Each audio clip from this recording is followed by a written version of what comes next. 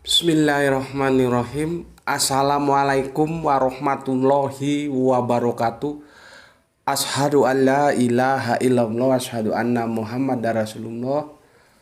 Allahumma sholli ala sayyidina Muhammad wa ala ali sayyidina Muhammad kama sholaita ala sayyidina Ibrahim wa ala ali sayyidina Ibrahim bil alamina innaka hamidum majid. Alhamdulillah, rekan-rekan semua, kita lanjutkan lagi kajian-kajian kita sebagaimana waktu-waktu yang lalu.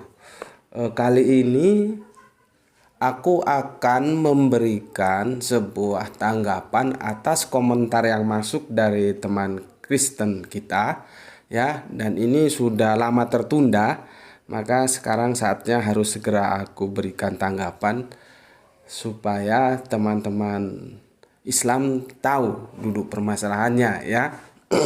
Jadi sebetulnya kalau aku menanggapi dari komentar-komentar teman-teman Kristen itu, bisa jadi memang aku mau menanggapinya, tapi bisa jadi sebetulnya tanggapan itu untuk teman-teman yang Islam. Sorry, karena begini, kadang-kadang ada sebuah pertanyaan yang diulang oleh teman-teman Kristen, sehingga kadang-kadang juga tidak menjadi sesuatu yang menarik untuk dijawab, ya. Adapun ketika aku menjawab itu, ya sebetulnya seperti main bola sodok itu, ya. Aku mengincar bola merah sebetulnya, tetapi yang aku bidik bola hijau dulu, gitu. Jadi seperti ini, ya. Karena ada juga penanya itu sebetulnya mau dijelaskan atau tidak dijelaskan, dia ya begitu itu. Jadi tidak perlu dijelaskan, gitu loh, ya. Ada. Jadi orang bertanya itu setelah dijelaskan apakah dia mau nerima? Enggak. Mau dijelaskan nggak dijelaskan, yo melet wae, lidahnya menjulur, gitu. Ya, makanya di dalam kitab Perjanjian Baru itu Yesus sudah memperingatkan, jangan kamu kasih cincin emas itu kepada congornya babi, karena mesti dibawa ke kubangan juga, gitu, ya. Jadi ketika aku menjawab itu tujuannya bukannya ke penanya, tapi kalau penanyanya mau menerima penjelasan dan akhirnya mengerti duduk permasalahannya, ya baguslah. Itu bagus, memang seharusnya begitu. Cuman kan tidak begitu juga. Ada yang sudah dijelaskan berkali-kali, tetap wae. Jadi intinya dijelaskan nggak dijelaskan itu podo wae, melet wae, gitu kan. Cuman kan yang aku pertimbangkan kan peor-peor teman-teman Islam itu supaya mengerti, oh topik ini, pertanyaan ini seharusnya gimana menjelaskannya, begitu. Ya seperti yang sekarang ini, ya.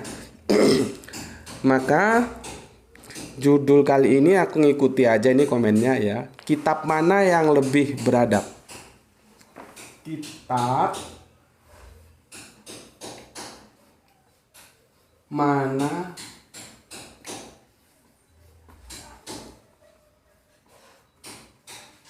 yang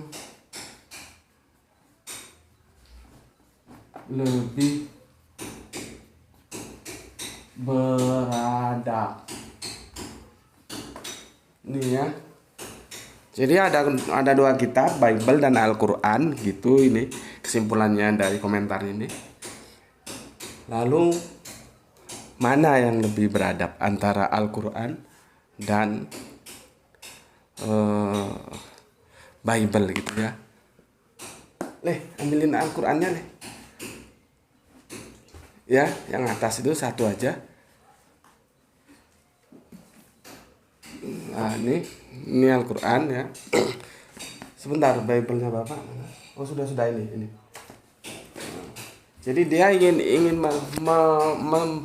mempertarungkan ini Al-Qur'an, ini Bible, ya. Kitab mana yang lebih beradab, gitu, ya. Maka judulnya ini aku ngikuti komennya saja. Kitab mana yang lebih beradab? Oke, kita coba pelan-pelan. Ini sebetulnya aku jadi gini, terima kasih untuk teman-teman yang sudah memberikan advice tentang ramuan-ramuan obat ya, yang herbal dan yang segala macamnya lah ya. Aku ucapkan terima kasih ya. Jadi aku berubah sekarang. Kemarin itu aku berobat dengan herbal cuka sari apel dan cuka daun manggis, kasih madu ya. Tapi setelah lambungku digelontor dengan cuka itu beberapa waktu lamanya, akhirnya nggak doyan makan. Dan perut itu menjadi, orang Jawa bilang, sebah. Makanan itu begitu masuk mulut belum sampai tenggorokan sudah mau balik gitu ya. Akhirnya aku ganti. Bismillahirrahmanirrahim.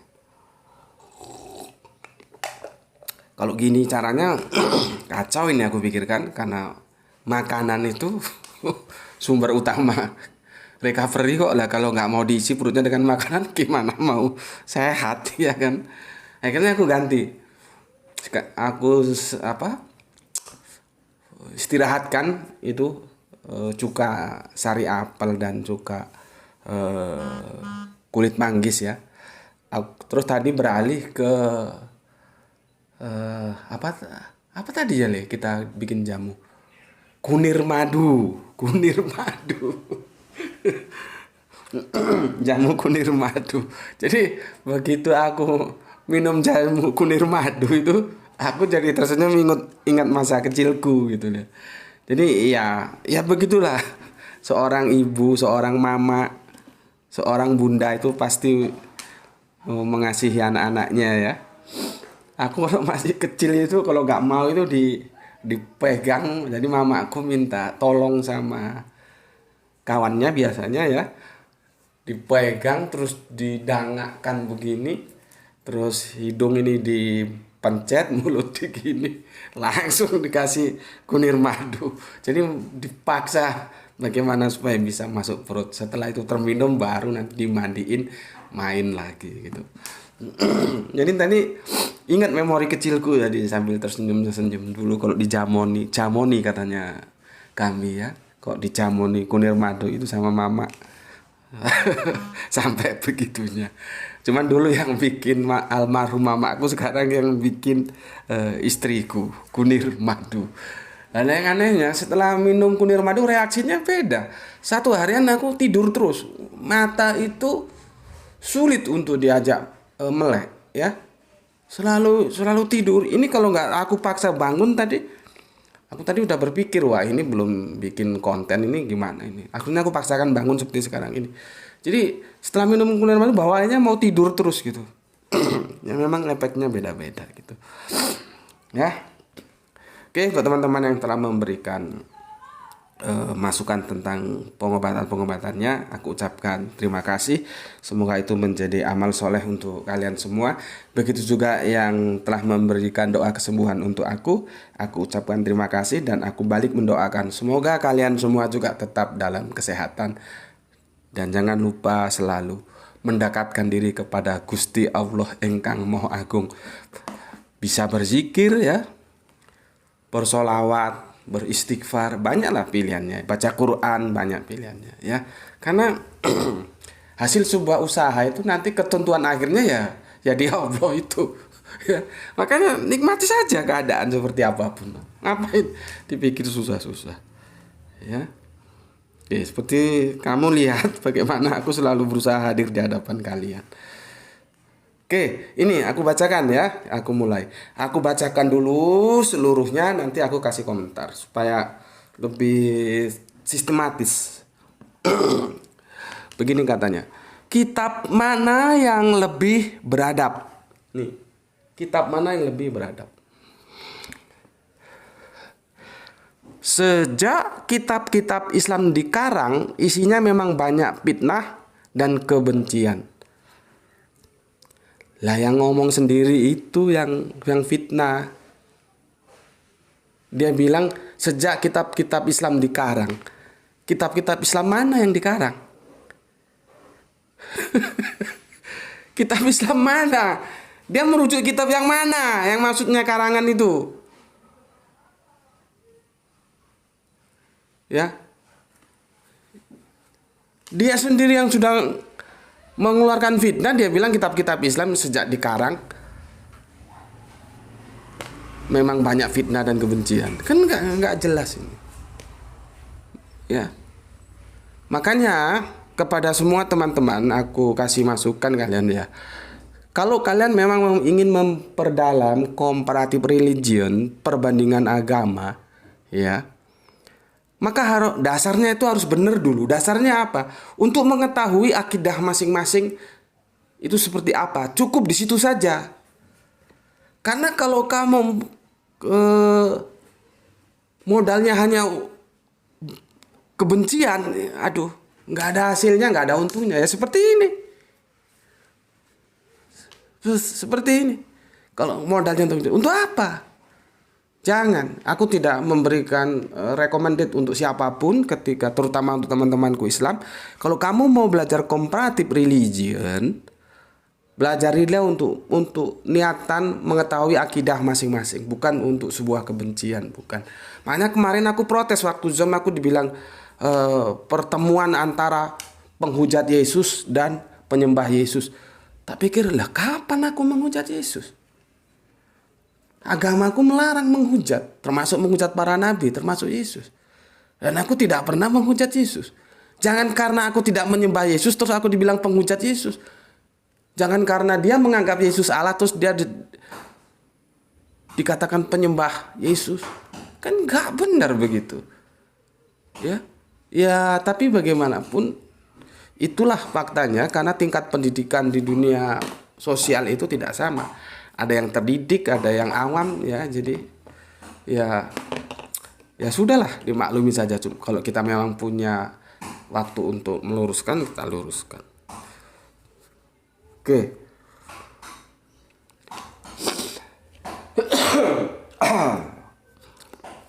Aku tuh kalau tidur enggak batuk, tapi kalau bangun batuk, itu juga heran. Nggak tahu. Ini sudah hampir 2 minggu nggak mandi ini ya. Nanti mau masak air, mau mandi pakai air panas.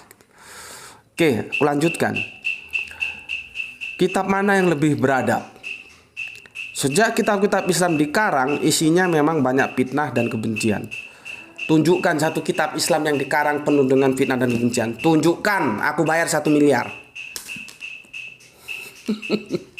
Aku bayar 1 miliar. Tunjukkan. Ya, oke. Kitab-kitab Islam tidak ada yang dikarang. Tidak seperti, jadi gini loh, Markus, Matius, Lukas, Yohanes itu dulu bukan Injil Markus, Injil Matius, itu bukan begitu. Lihat terbitan yang lama-lama. Jadi begini dulu, Injil karangan Matius, Injil karangan Markus, Injil karangan Lukas, Injil karangan Yohanes. Gitu, dulu ada karangannya, itu ada. Sebetulnya sih itu apa yang disebut LAI itu ya tidak tepat juga kalau disebut karangan kan. Karena kami bagaimanapun sebagai umat Islam tetap menghargai.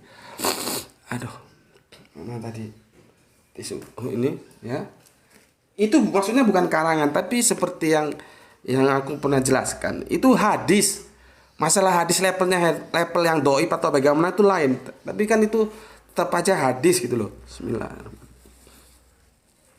Jadi kalau disebut karangan juga ya mungkin jumlah bahasa yang dimiliki oleh LAI kurang ya, koleksi bahasanya, sehingga menggunakan karangan. Baru yang kemudian sekarang ini kan karangannya dihilangkan. Seperti ini sudah Injil Matius, Markus, Lukas gitu. Karangannya nggak ada. Kalau yang lama itu ada Injil karangan Matius. Itu nggak salah. Sudah pernah aku jelaskan belum? Kalau di medsos yang lain sudah aku jelaskan dan aku tunjukkan gambarnya. Jadi disebut karangan seperti itu. Lah kalau ini ya, sejak kitab-kitab Islam dikarang, kitab yang mana dikarang? Ditambah lagi isinya memang banyak fitnah dan kebencian. Yang fitnah itu cangkemmu atau kitab-kitab Islam? Ya, inilah ketika orang tidak belajar comparative religion itu dengan sebuah niat ingin saling mengenal gitu. Jadi nggak bisa dia melihat ada kebaikan di agama lain gitu. Apapun pokoknya di agama lain itu dianggap sudah keliru semua gitu. Ya, kalau aku nggak begitu. Agama itu nanti akan berbeda dalam tataran vertikal. Itu berbeda diametral, nggak bisa dirukunkan. Tapi di dalam tataran horizontal itu kita ketemu humanismenya itu. Maka ada kesalehan vertikal, ada kesolehan horizontal, gitu loh. Nah, di horizontalnya ini semua agama itu ketemu. Nggak ada agama itu mengajarkan fitnah, mengajarkan kebencian, nggak ada. Tapi bisa jadi karena ketidaktahuanmu tentang duduk masalah apa yang ada dalam kitab-kitab itu, kamu mengatakan menyebar fitnah, kebencian, ya karena goblokmu sendiri. Ya. Oke, begini. Apakah ayat-ayat ini berasal dari Tuhan?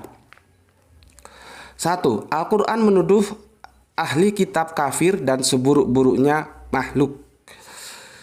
Innal ladzina kafaru min ahli kitabi wal musyrikina fi nari jahannama khaladina fi haulaika hum syar'u ibariyah al-bayyinah ayat yang ke-6 yang dia nukil ini ya. Oh iya, aku belum kasih tahu ya. Nanti lihat komennya itu di apa tentang adab itu apa kemarin. Sebentar nanti supaya kalian gampang cross check. Sebentar.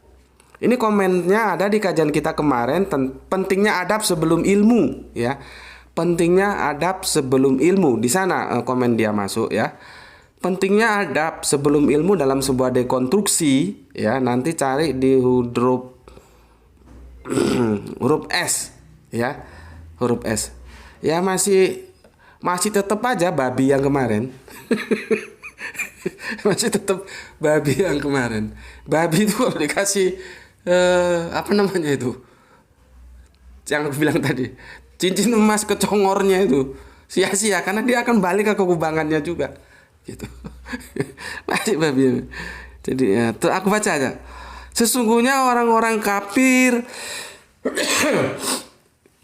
yakni ahli kitab dan orang-orang yang musyrik ya akan masuk ke neraka jahanam, mereka kekal di dalamnya, mereka itu adalah seburuk-buruk makhluk.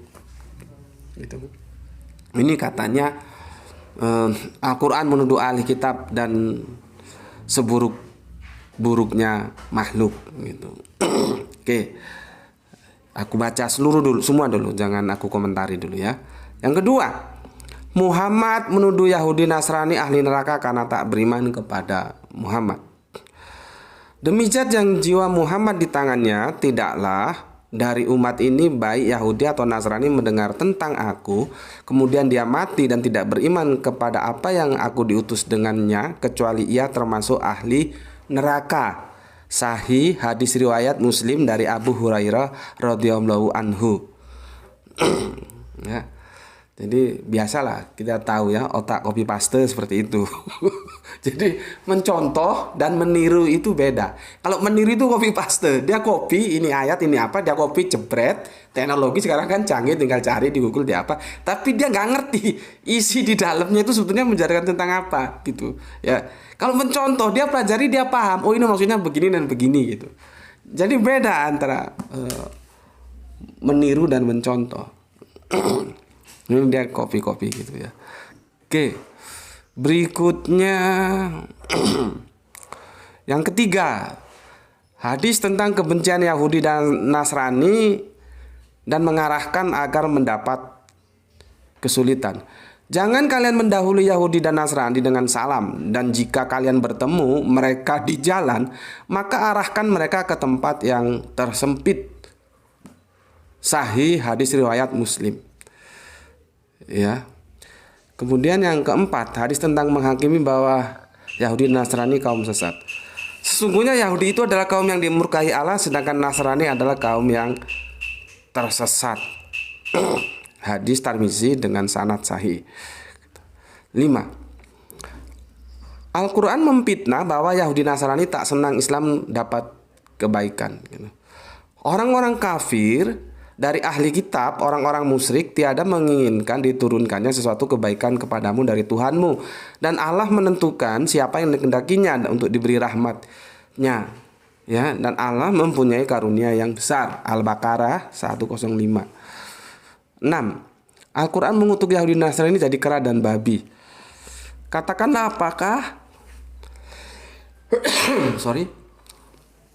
Katakanlah, apakah akan aku beritakan kepadamu tentang orang-orang yang lebih buruk pembalasannya dari itu di sisi Allah, yaitu orang-orang yang dikutuk dan dimurka Allah, dan di antara mereka dijadikan kera dan babi dan menyembah togut. Mereka tidak lebih buruk tempatnya dan lebih sesat dari jalan yang lurus. Al-Maidah 60. Al-Quran memprovokasi pembunuh terhadap orang-orang yang dianggap kafir. Ya. Apabila kamu bertemu dengan orang-orang kafir, maka pancunglah batang leher mereka, sehingga apabila kamu telah mengalahkan mereka, maka tawanlah mereka, dan sesudah itu kamu boleh membebaskan mereka atau menerima tebusan sampai perang berakhir. Demikianlah apabila Allah menghendaki, niscaya Allah akan membinasakan mereka, tetapi Allah hendak menguji sebagian kamu dengan sebagian yang lain.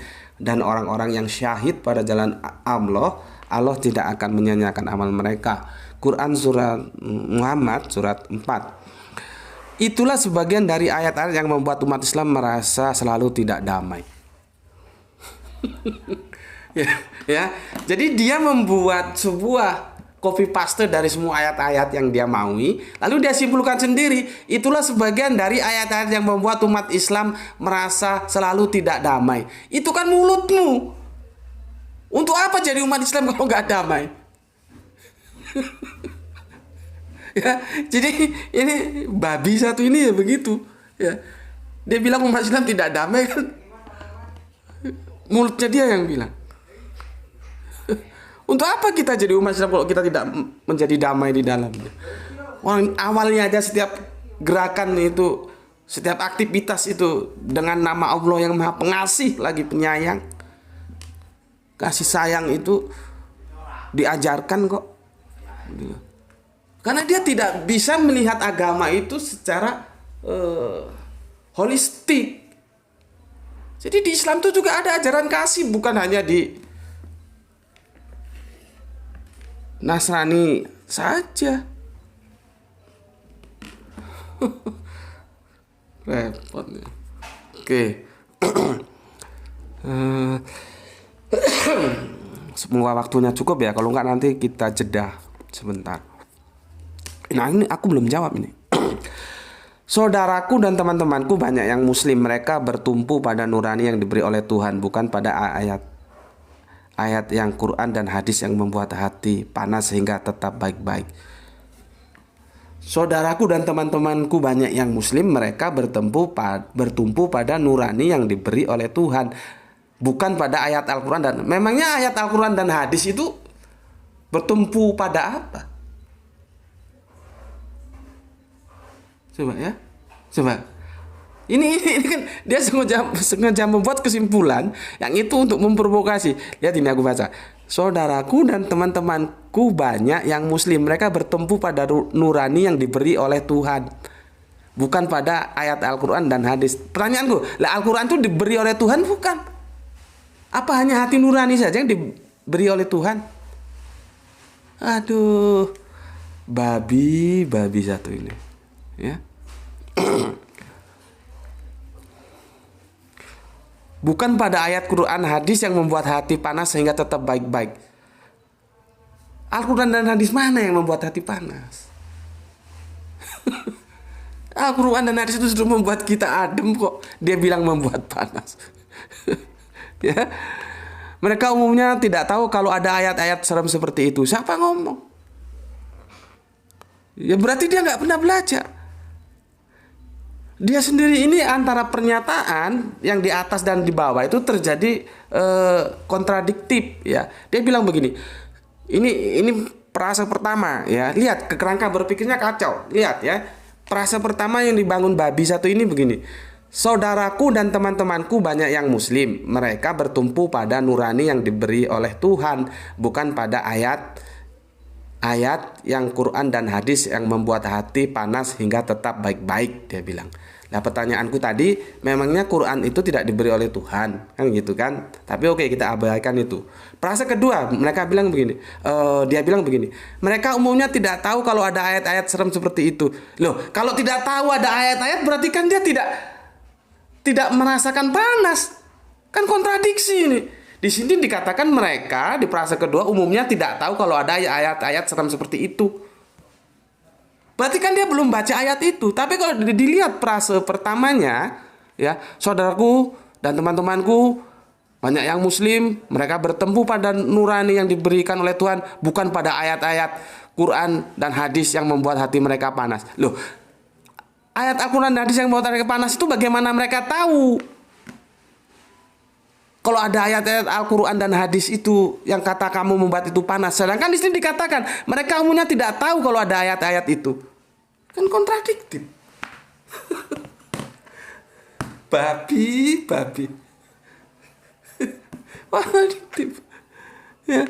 Antara frase pertama dan frase kedua itu tidak bisa. Karena di frase kedua dikatakan ya, orang Islam itu tidak bertempuh pada ayat-ayat Al-Quran yang membuat hati mereka panas. Berarti kan dia sudah pernah baca ayat-ayat Al-Quran terus membuat hati mereka panas. Kan begitu seharusnya. Tetapi yang di bawah lihat frasenya. Mereka umumnya tidak tahu kalau ada ayat-ayat serem seperti itu. Pertanyaannya, lah yang membuat hatinya panas itu ayat yang mana?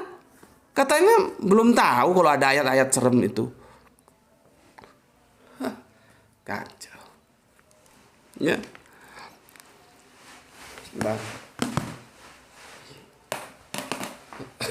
Bismillah.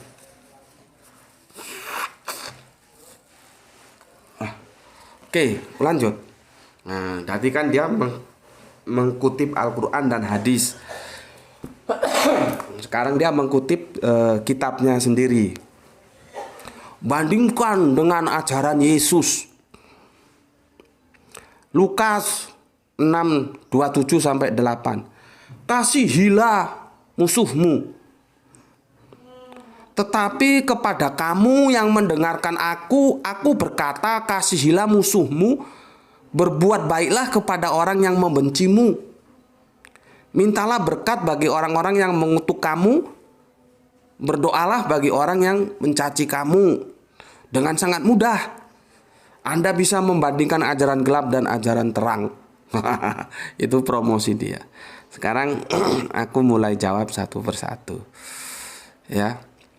Aku mulai jawab satu persatu. Ini 15 menit lagi kita azan sepertinya. Azan asar ya. Tapi nanti kalau misalkan azan aku belum bisa jamaah, nanti kita lanjut aja ya. Aku masih karena belum bisa jamaah ke Langgar ya. Jadi nanti nggak apa-apa, kita lanjut aja setelah adzan, kita lanjut terus gitu. Oke, begini ya, aku cerita dulu. Ini kalau ini yang tanya orang pinter, orang terdidik ya, bukannya hanya sekedar baca Alkitab terus dia comot sana comot sini. Memang tujuannya sudah ya babi seperti tadi itu yang aku bilang gitu ya. Dia tidak bisa menerima ada kebenaran-kebenaran di agama lain, khususnya yang aku maksud dalam hal humanisme ya. Tidak, kalau ini orang terpelajar. Dia seorang mahasiswa, kasusnya di Mesir ya, di Al-Azhar. Dia tanya, bukankah la ikraha fiddin? Ya, la ikraha fiddin. Tidak ada paksaan dalam agama ya. Terus bagaimana kalau ada orang murtad itu kok dibunuh? Itu pertanyaannya.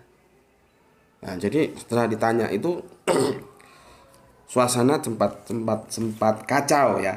Karena begini, waktu kita hijrah ke Ethiopia, hijrah pertama kita ya, sebelum ke Madinah itu kan ke Ethiopia dulu kan. Terus di sana ada saudara muslim yang akhirnya murtad gitu ya. Gitu. Oke. Sekarang dijelaskan begini, bahwa ya mengatakan semua ayat-ayat dalam Al-Quran itu ketika dia berbicara, dulu kan perangnya itu murni perang agama gitu. Dulu itu murni perangnya perang agama zaman Kanjeng Nabi. Setelah era Kanjeng Nabi mangkat, kan sulit dibedakan antara perang agama dan perang kepentingan politik masing-masing.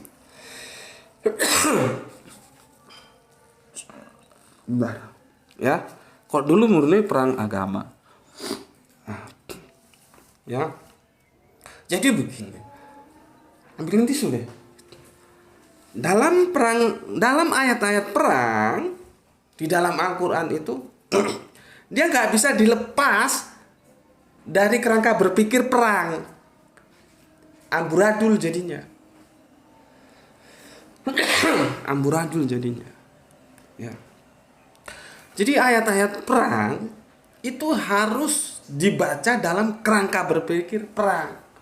Itu artinya antara teks dan konteks itu ketemu.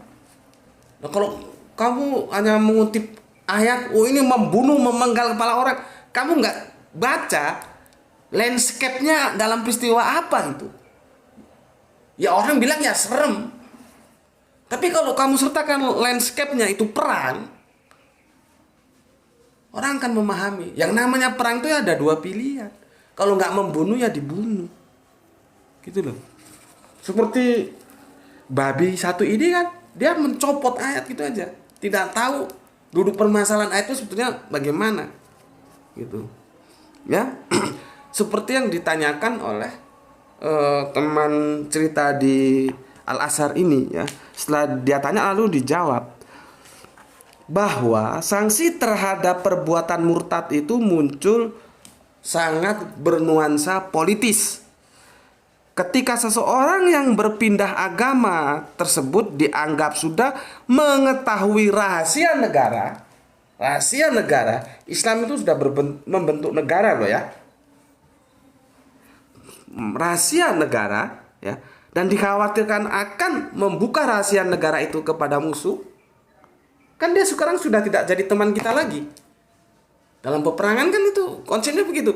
Ketika dia sudah berpindah, sudah murtad ke pihak lain, dia sudah bukan menjadi bagian kita lagi. Nah, sedangkan dia sudah tahu rahasia kita. Maka ketika dia tertangkap, seperti ada, aku lupa tadi cari ayat berapa itu, ada tawanan. sikap terhadap tawanan Kanjeng Nabi dan Abu Bakar beda. Kanjeng Nabi dan Abu Bakar mempunyai sikap kita ampuni. Sahabat Umar tidak, bilang bunuh gitu. Bingung mana mau diambil. Akhirnya turun ayat suruh bunuh, dibunuh semua. Pertanyaannya kenapa dibunuh? Karena kalau nggak dibunuh dia akan membongkar rahasia kita lagi nanti kalau sampai dia lepas lagi. Nah, itu karena apa terjadi? Karena dalam suasana peperangan. Nanti aku jelaskan bagaimana aturan main dalam perang itu. Ya, jadi nggak bisa ayat itu dicopot tanpa tahu landscape-nya. Ya. Seperti ini tadi dia copot ayat apa tadi ini? Babi ini. Lukas 6:27-78. Nanti aku tunjukkan ayat yang lain komentarnya apa. Jangan hanya yang baik-baik aja kamu copot, terus yang lain kamu tutupi. Catat, karena ini ada sebuah kata bijak, ya. Penonjolan sisi baik agama kita tanpa secara jujur juga mengakui sisi gelapnya, itu adalah sebuah bentuk pengkhianatan terhadap kebenaran itu sendiri. Itu loh. Maka harus belak-belakan.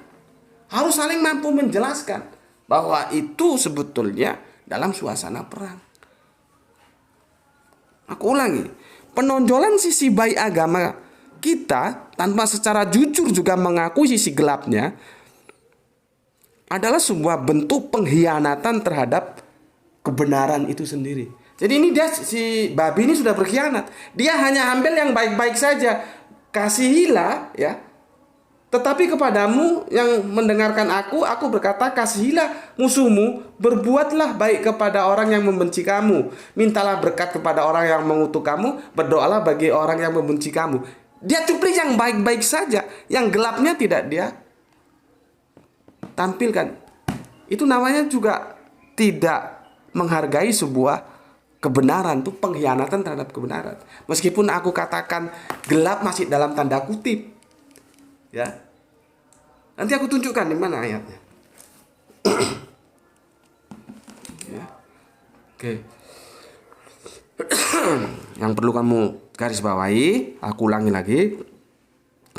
Penonjolan sisi baik agama kita tanpa secara jujur juga mengakui sisi gelapnya adalah sebuah bentuk pengkhianatan terhadap kebenaran itu sendiri.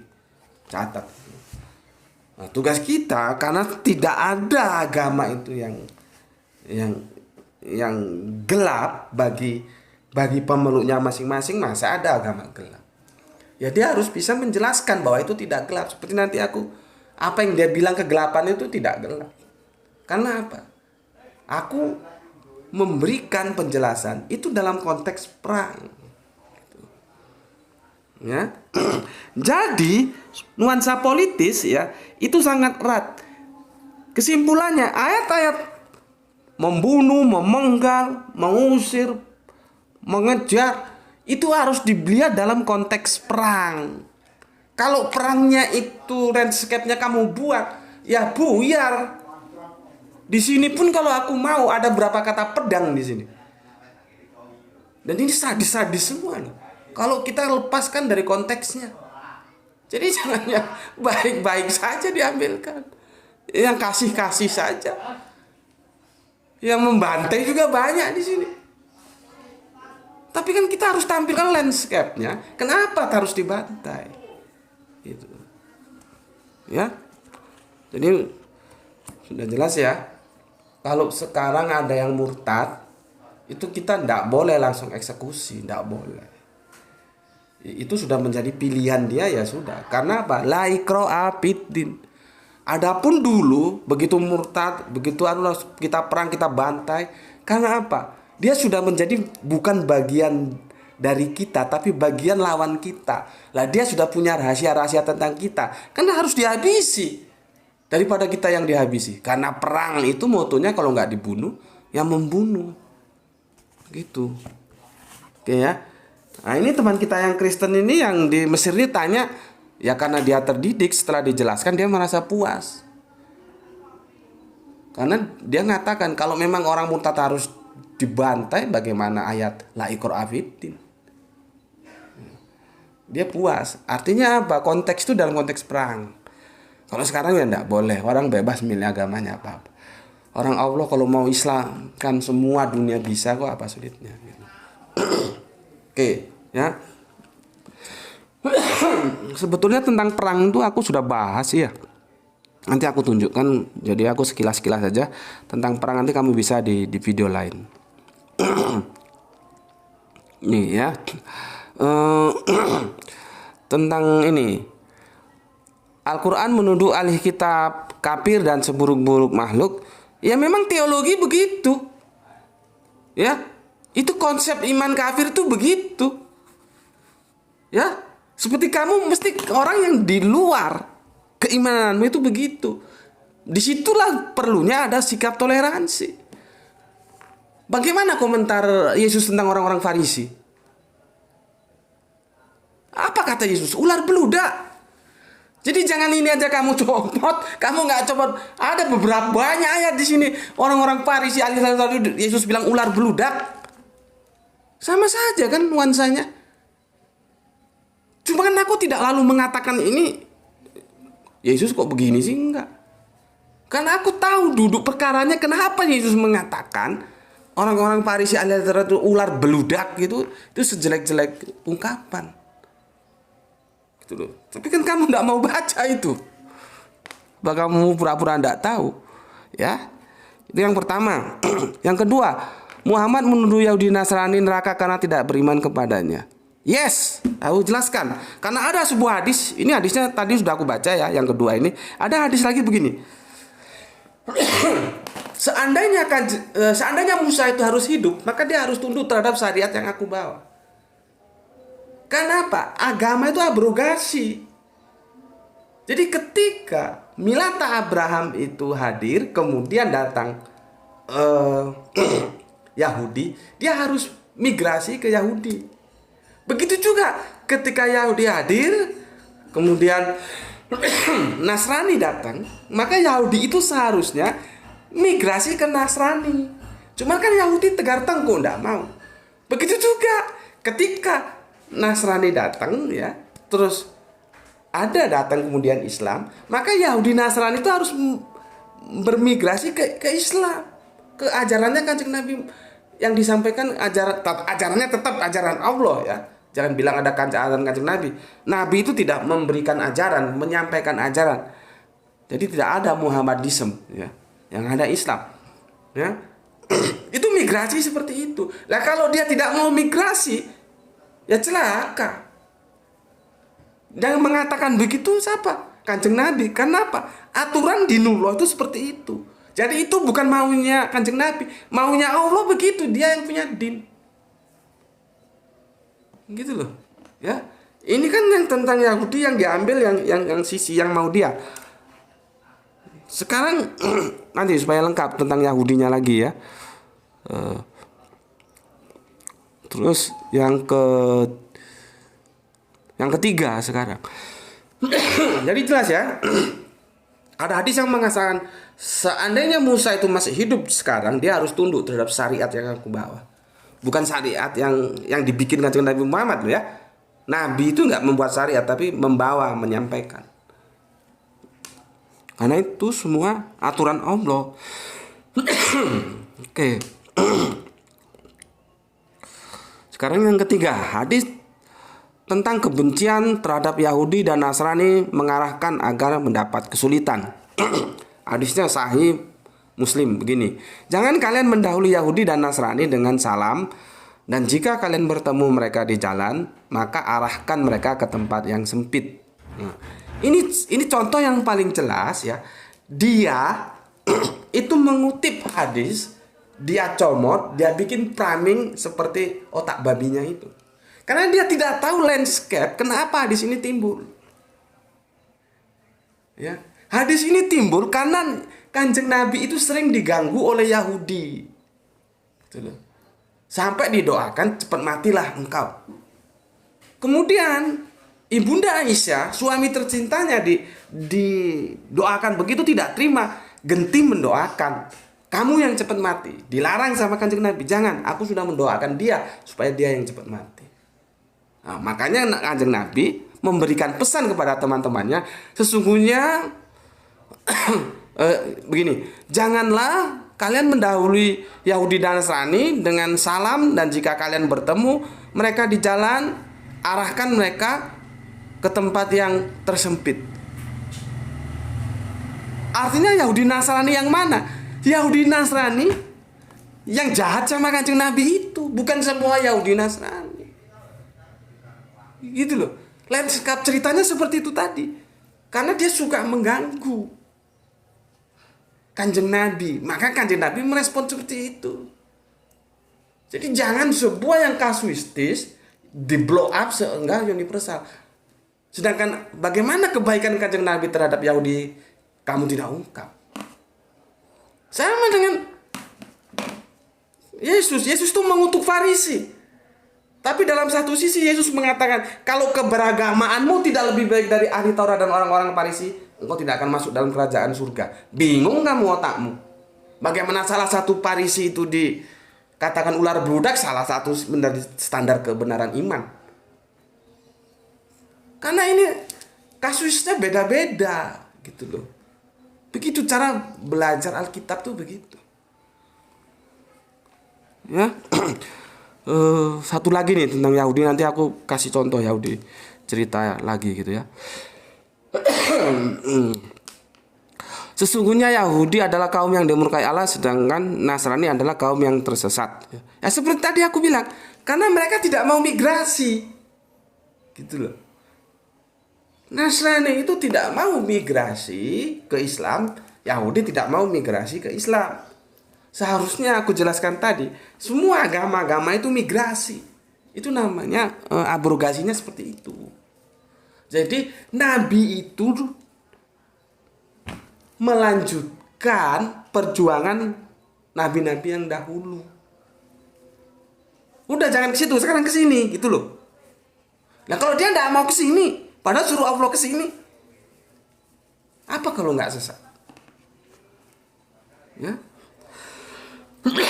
Oke, sekarang aku jelaskan tentang Yahudi supaya ceritanya itu berimbang. Ketika Kanjeng Nabi itu jalan menuju keluar gitu ya, itu sering dilempari kotoran dari atas. Adan ya, kita push dulu, nanti kita lanjutkan ya setelah ini adan. Oke, bismillahirrahmanirrahim. Setelah adzan kita lanjutkan ya. Aku belum bisa jamaah ke Langgar karena kondisi belum 100% recovery-nya ya. Masih dalam proses. Tinggal sedikit lagi ini sepertinya. Makanya jangan jemu-jemu, aku minta doa kalian semoga bisa segera recovery 100% sehat lagi. Jadi begini, dalam sebuah kisah, Nabi itu kalau keluar jalan tuh depan rumah orang Yahudi sering dilempari kotoran, bukan dilempari biasa. Kanjeng Nabi marah? Enggak. Kanjeng Nabi lewat dilempari.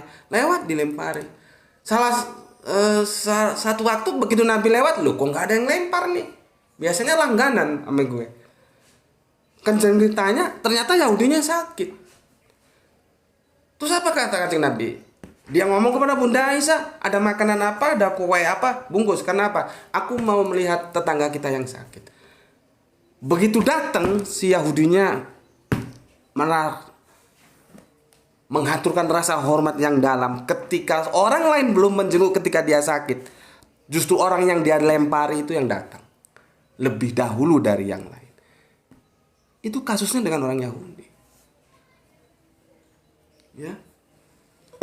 Ketika Kanjeng Nabi sedang duduk-duduk bersama sahabat, tiba-tiba ada orang Yahudi ya mengusung jenazah. Kanjeng Nabi berdiri. Sahabat protes, "Ya Rasulullah, bukankah yang meninggal itu Yahudi?" Rasulullah menjawab, "Iya, tapi dia manusia kan?" Langsung terdiam sahabat dan semua berdiri menghormati.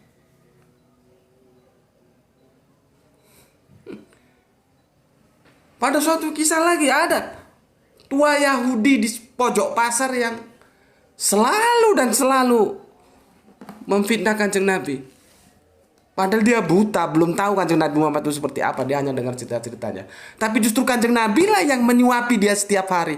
Sampai satu saat Kanjeng Nabi itu wafat, nggak ada lagi yang nyuapi. Maka sahabat Abu Bakar tanya kepada putrinya, istri Kanjeng Nabi yang mulia, Ibunda Aisyah, apalagi yang belum aku lakukan yang itu menjadi kebiasaan Rasulullah? Dia jawab, menyuapi makan Yahudi di pojok pasar. Langsung dilakukan oleh Abu Bakar. Tetapi Abu Bakar belum sampai lama sudah disemprot sama Yahudi ini. Kenapa? Dulu yang ngasih makan gak kasar seperti ini kok kasar sekali ini, siapa kamu? Kan buta Yahudinya gak tahu. Akhirnya sahabat Abu Bakar menetiskan air mata, dijelaskanlah. Yang biasanya memberi makan engkau itu sudah meninggal. Siapa dia? Muhammad yang engkau sering olok-olok. Coba. Itu kan kebaikan-kebaikan antara Islam Yahudi. Jadi jangan kamu ambil aja yang suatu cerita tentang pertentangan Islam dan Yahudi, jepret. Kamu tidak tahu duduk permasalahannya. Terus kamu simpulkan sendiri. Yang cerita-cerita ini, 3 cerita ini mau dibawa kemana? Gitu loh. Ya. Jadi banyak kemesraan-kemesraan kita sebetulnya. Oke. Terus mana lagi ini?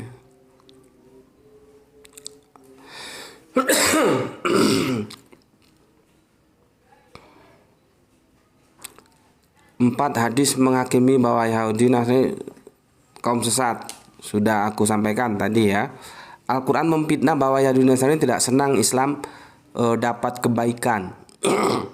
Jadi begini loh ya, seperti surat Al-Baqarah surat 2105. Aku udah pernah sampaikan ya bahwa Islam pertama, dakwah Kanjeng Nabi pertama di Mekah itu dapat pertentangan yang super maha dahsyat dari kafir-kafir Quraisy. Tuh. Maka ketika Kanjeng Nabi hijrah ke Madinah, itu sebetulnya ada sebuah harapan yang dibangun oleh Kanjeng Nabi. Karena apa? Pada saat itu di Madinah nanti beliau akan ketemu oleh ahli kitab. Harapan Nabi, ahli kitab akan berpihak kepada dakwanya. Karena apa? Karena antara Yahudi, Nasrani, dan Islam itu ada benang merah. Kalau antara Islam dan kafir Quraisy itu nggak ada benang merahnya. Gitu loh. Jadi Nabi itu punya harapan sebetulnya waktu ke Madinah. Ya, karena di sana akan ketemu dengan ahli kitab. Karena apa? Seperti kita tahu di abad ke-7 itu komunitas ahli kitab itu ada di Madinah, bukan di Makkah. Karena pertentangan yang begitu kuat dari kafir-kafir Quraisy yang ada di Mekah ini, maka Kanjeng Nabi hijrah ke Madinah. Yang didahului dari ke Ethiopia itu dulu yang aku pernah cerita. Ya, jadi ke Madinah itu yang kedua. Begitu mau pindah, Kanjeng Nabi menaruh harapan, ini ada ahli kitab. Semoga mereka berpihak terhadap dakwaku, semoga mereka menyambut. Kan begitu. Tetapi ternyata harapan tinggal harapan. Ya, ahli kitab pun akhirnya menjadi pesaing dari Islam. Karena apa? Ya begitu sudah. Ketika Nasrani lahir, ya itu dirasakan sebagai pesaing dari Yahudi. Sudahlah, nggak usah malu, akui saja. Begitu. Makanya akhirnya pertarungan antara Yahudi dan Nasrani itu juga keras. Akhirnya orang Israel tetap bertahan ke dalam Yahudinya sampai detik ini tidak mau menjadi Nasrani. Apalagi Nasrani sudah berubah menjadi Kristen. Jadi begitu juga ketika Yahudi, Nasrani, dan Islam datang, itu akan terjadi persaingan itu naturali. Agama baru itu dianggap pesaing dari agama-agama yang sudah terdahulu. Jadi jangan kamu kira ujuk-ujuk Kristen itu sudah ada sebelum agama-agama lain itu ada. Kristen itu kan penyimpangan dari Nasrani ini. Gitu loh. Ya. Paham? Jadi kalau kita baca, kita pahami di surat Al-Baqarah 105 itu, orang-orang Yahudi, orang-orang Nasrani itu atau yang disebut ahli kitab itu tidak senang kalau Kanjeng Nabi itu dapat Alkitab, dapat Al-Quran. Tidak senang kalau ada agama baru lagi yang akan menjadi pesaing dari agama-agama mereka yang sudah lebih dulu ada. Padahal agama baru ini pelanjut dari agama-agama mereka. Kan ini satu garis dinulur. Gitu loh. Ya. Cuman kalau bisanya cuman kutip-kutip ayat aja ya sudah. Itu penjelasan untuk Al-Baqarah 105. Tentang kera dan babi itu Al-Maidah 60 ya. Yang ngutuk kera dan babi itu kan Allah. Kanjeng Nabi Muhammad mana bisa ngutuk-ngutuk. Kalau mau protes ya protes sama Allah sana. Kenapa dikutuk jadi kera dan babi?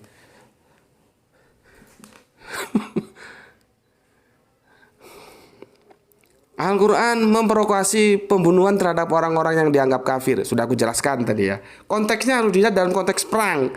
Di Quran surat Muhammad surat 4 itu jangan dicopot. Konteksnya itu konteks perang. Dulu. Maka kalau ketemu ini kan serem. Kalau kita tidak tahu bahwa ini dalam suasana perang, serem jadinya. Seperti ini. Apabila kamu bertemu dengan orang-orang kafir, maka pancunglah batang leher mereka. Sekarang misalkan aku tanya, sekarang ini ada orang kafir yang dipancung lehernya oleh orang Islam. Kan nggak ada. Kalau ada dia jelas berurusan dengan hukum. Kan apa? Ini bukan suasana perang. Jadi kalau konteksnya kamu lepaskan, ya ayat ini menjadi serem. Gitu loh. Jadi itu aja penjelasanku. Sekarang tentang kekristenan ya. Aku akan jelaskan. Sebetulnya banyak di sini tapi waktunya tidak mungkin cukup lah ya. Pedang aja di sini ada kata berapa? Pedang. Silakan hitung sendiri. Ya, cuman kan kita tidak bisa terus menyimpulkan oh itu beradab tidak beradab. Ya. Bukan begitu caranya, tapi lihat duduk permasalahannya. Oke, aku akan jelaskan dulu begini supaya kalian lebih mengerti lagi, lebih clear lagi bagaimana kalau kita membaca ayat-ayat perang. Nanti ada aturan perang. Ya. Ini antara Quran surat, aku mulai dari surat dulu. Sebentar. Surat Al-Hajj ya. Lihat, ini supaya paham semua ini. Jangan asal ngomong nggak ngerti duduk permasalahannya. Quran surat 22 Al-Hajj. Al-Hajj ya. 22 39. Apa katanya? Diizinkan berperang bagi orang-orang yang diperangi karena sesungguhnya mereka dijalimi ya. Dan sungguh Allah Maha Kuasa menolong mereka itu. Lihat itu, diizinkan berperang bagi orang yang diperangi. Berkali-kali aku sampaikan, perang dalam Islam itu dia tidak ofensif, tidak boleh mengganggu orang.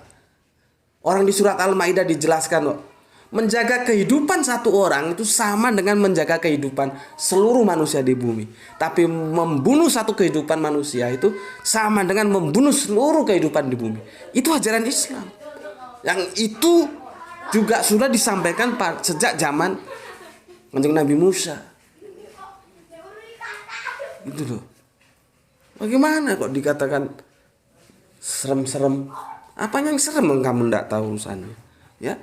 Jadi perperangan dalam Islam itu dia boleh ya diizinkan berperang bagi orang yang diperangi. Sekarang otak lu buka dikit, Kalau nggak diperangi boleh nggak perang?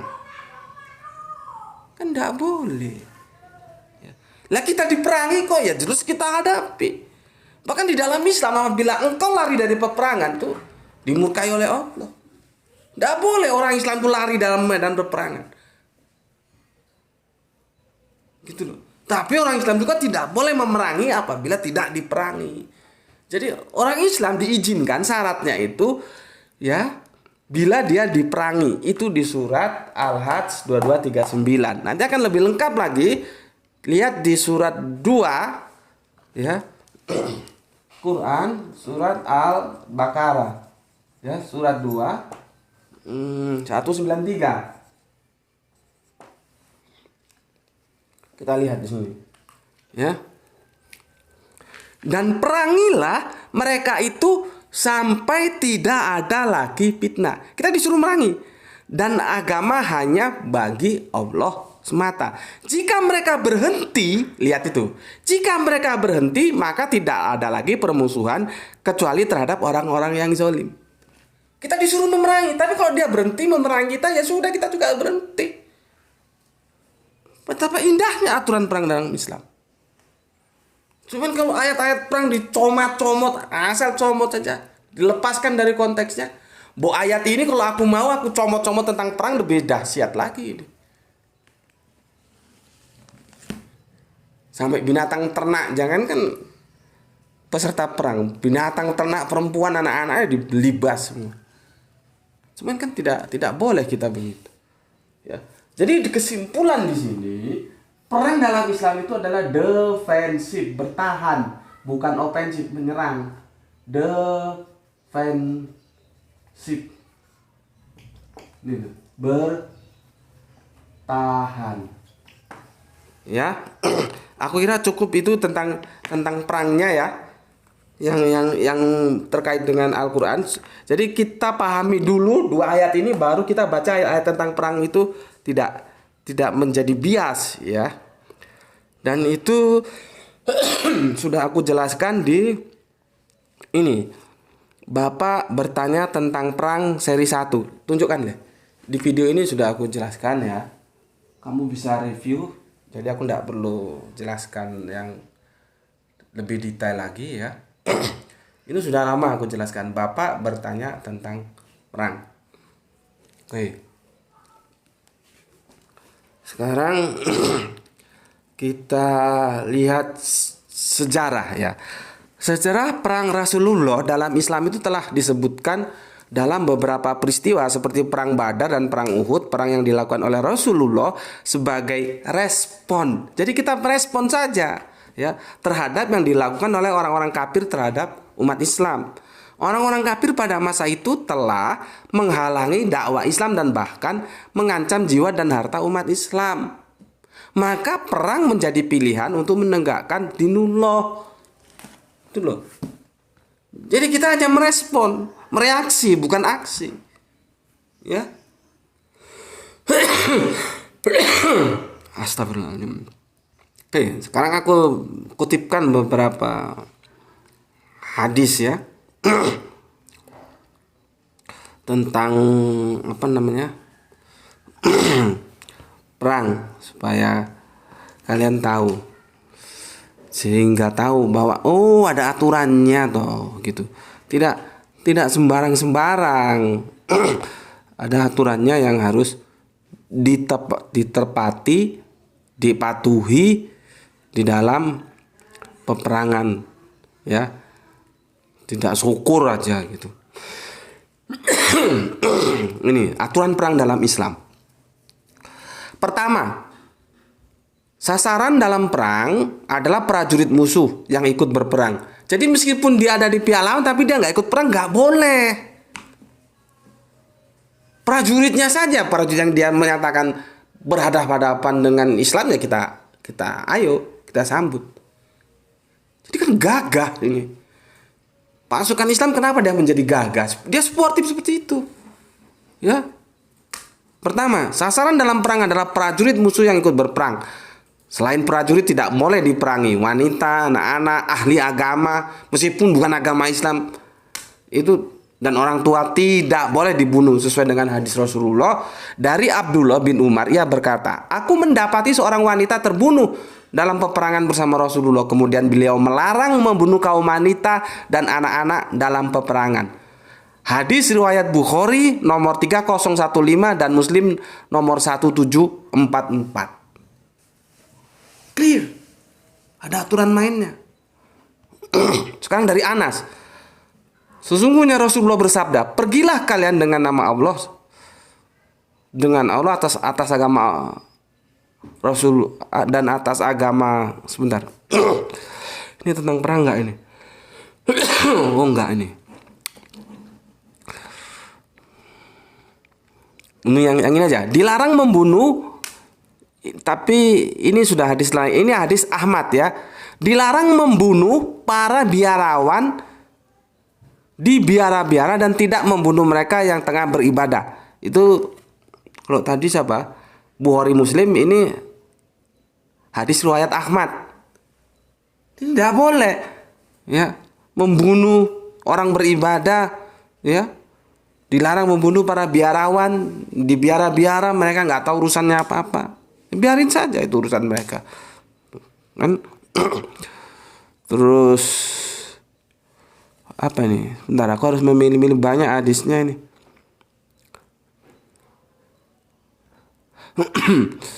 Aku kira itu saja dulu ya. Nanti kalian bisa cari hadisnya lain. Tentang perang, tentang aturan banyak kok ya. Aku tidak mungkin tampilkan semua. Nah, sekarang aku ingin tahu ya, apa tanggapan teman Kristen kalau aku ajukan ayat ini ya. Dengar ini. Ya.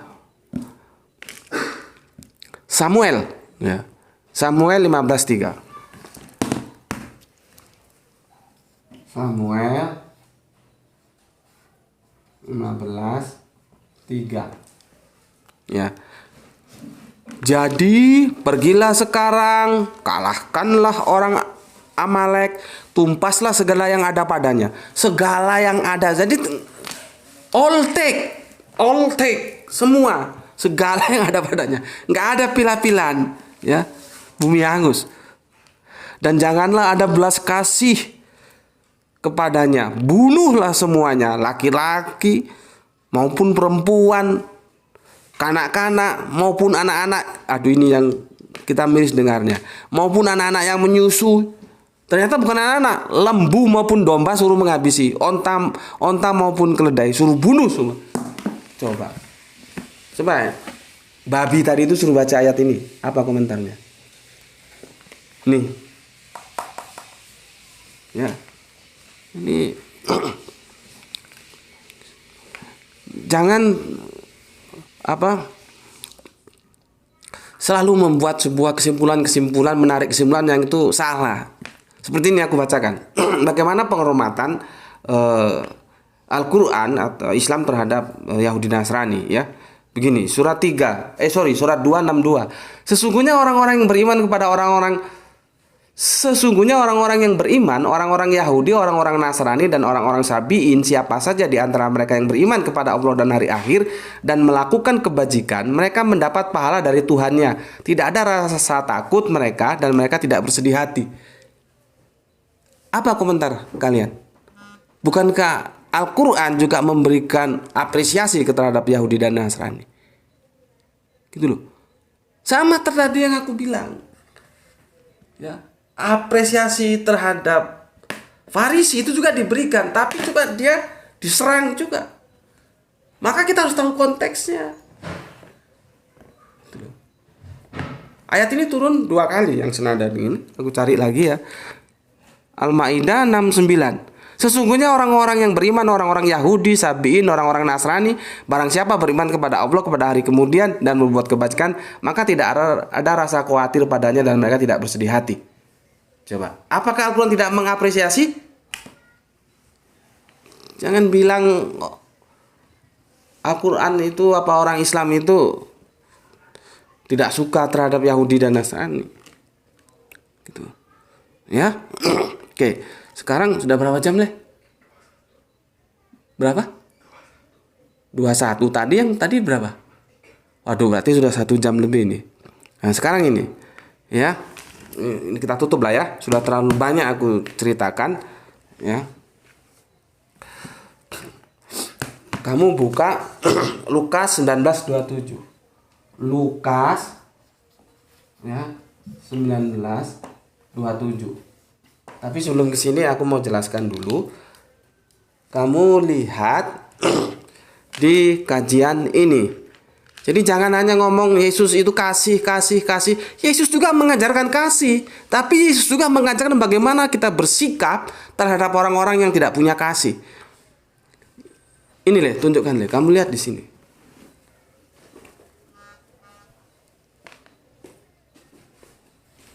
Kamu lihat di video itu, ketika Yesus ditampar, apakah dia terus memberikan pipinya yang lain untuk ditampar? Di situ penjelasannya sudah jelas. Jadi mengambil sebuah sumber itu harus lengkap, ya. Kalau nggak lengkap ya akhirnya seperti yang aku bilang tadi. Lihat ini ya, aku baca ini nggak usah aku tulis lah ya, karena ini bukan sesuatu yang inti dan kamu bisa lihat di video yang tadi aku bilang. Matius 5:39. Tetapi aku berkata kepadamu, janganlah kamu melawan orang yang berbuat jahat kepadamu, melainkan siapapun yang menampar pipi kananmu, beri juga kepadanya pipi kirimu. Itu kata Yesus. Pertanyaanku, Yesus melakukan itu enggak? Jangan kau bilang kasih, cintailah sesama manusia. Iya benar.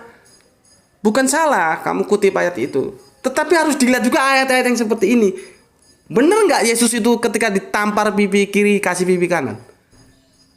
Sekarang kita lihat di Yohanes 18:23.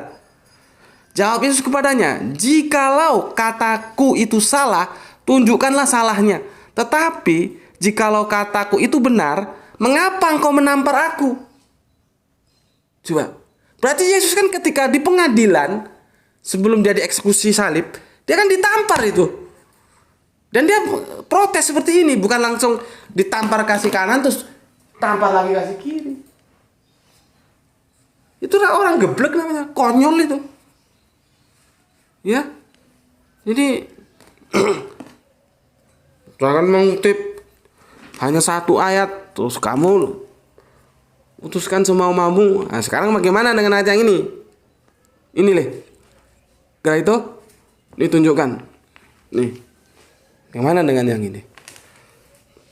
Ya, Lukas 19:27.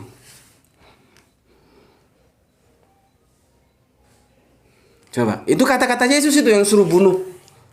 Kamu bilang kasih di situ. Babi. Ngajari babi ini memang repot. Ya. Aku baca, akan tetapi semua seteruku ini yang tidak suka aku menjadi rajanya, bawalah mereka kemari dan bunuhlah mereka di depan mataku. Lukas 19:27. Coba, gimana seremnya? Bunuhlah mereka di depan mataku. Kamu bilang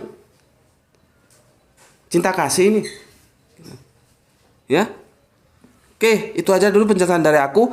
Aku memang tidak menyimpulkan ya. Karena ini mengalir saja judulnya seperti pertanyaan babi itu ya. Kitab mana yang lebih beradab? Ya.